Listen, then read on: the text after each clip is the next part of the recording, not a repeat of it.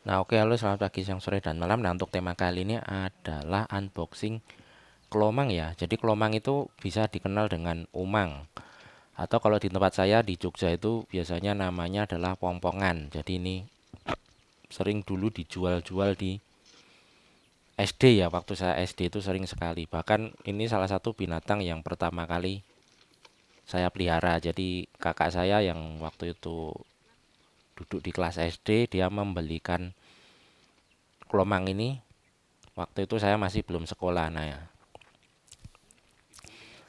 kelomang ini adalah termasuk jenis krustasea ya. Krustasea itu masih satu family dengan lobster. Bedanya kalau kelomang ini cangkangnya itu bukan cangkang, apa itu, bagian ekornya itu lunak sekali. Makanya dia butuh cangkang dari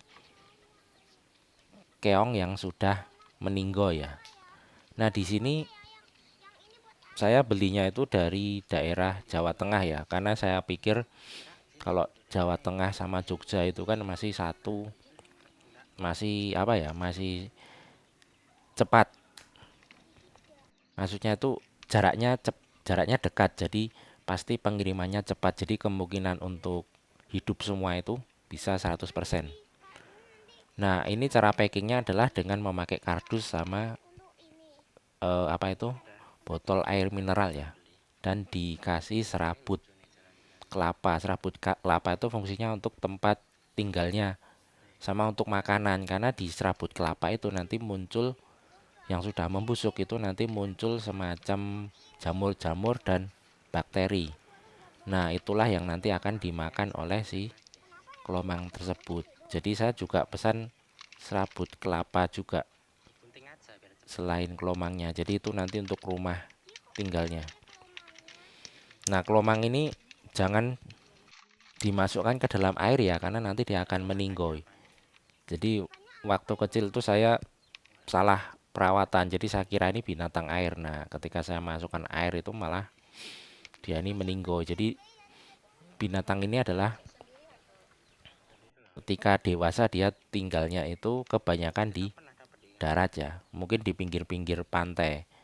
Tapi ketika masih kecil, setelah menetas, maksudnya dia ini tinggalnya di laut ya. Makanya, atau di pantai, di dalam airnya itu, dalam wujud plankton. Nah, makanya binatang ini tidak bisa beranak pinak ketika dia jauh dari pantai, karena memang telurnya itu tidak akan menetas jika ditaruh di tempat yang jauh dengan pantai ya. Nah, ini kelompangnya sangat kecil ya. Nah, kenapa memelihara atau membeli kelomang ini ya, tujuannya untuk hiburan. Jadi tujuannya untuk hiburan, nanti sebagian mungkin dijual juga, taruh di kios, karena kan sebisa mungkin saya harus cari bahan yang untuk dijual. Pernah saya jual juga dulu itu, pokoknya yang nggak ada di kios ikan hias saya jual juga. Pernah dulu kayak lobster mini Meksiko itu saya jual juga, itu juga laris, itu juga bisa berkembang biak. Jadi kita bisa pelihara beberapa ekor, nanti dikembangin terus dijual. Pernah juga pelihara atau coba beli kerang, kerang ramis itu. Nah, saya jual juga laris juga. Jadi ketika kita kalah dalam hal modal ya, nah, kita harus cari cara untuk bagaimana agar toko kita itu berkembang. Bagaimana caranya ya, menjual yang tidak ada di kios ikan hias lain.